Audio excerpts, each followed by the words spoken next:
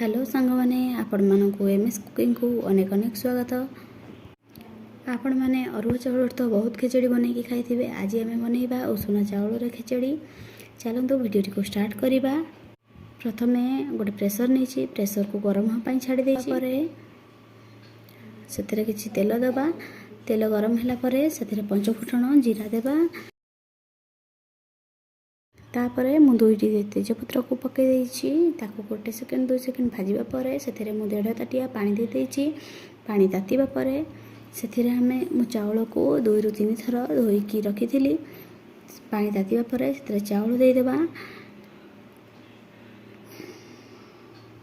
चाउल दे ताको किछि समय घांटी दबा। से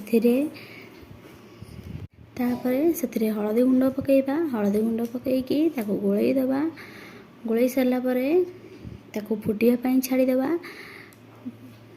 भलरे फुटी आसिले से मु आगुरु मसला किछि मसला ग्राइंडिंग करके रखी। अदा लंका को ग्राइंडिंग करके रखी ताको पकईकी भल भाव गोलई नवा। भलरे फुटी आसिले से मु किछि परिबा पकेइबी।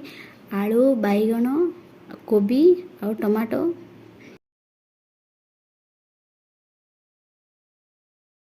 परिबा किछि सिझी आसिले से आमे मुग जाई पकेइबा। मुग जाई को भल भाव धोईकी नहीं। घर मुग जाई हेले बहुत भल टेस्ट आसीबो।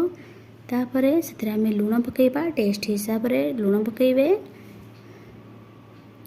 लुण पकेइकी ताको भल भाव गोलई दबा। गोलैकी 2-3 मिनिट छाड़ी दबा। गोटे मिनिट 2 मिनिट पर पुणी गोलैबा।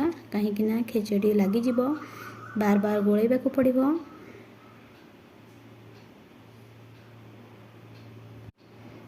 प्रेसर कवर दे दबा।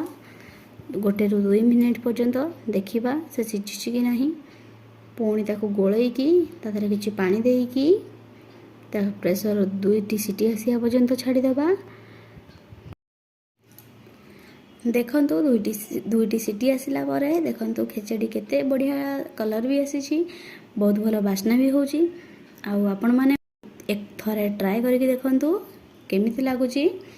वीडियोटी भल लागिथिले लाइक करिवे, शेयर करिवे। चैनल रे नुवा हैथिले सब्सक्राइब करी पाखर थिबा बेल आइकन को प्रेस करिवे। Tata bye bye, take care.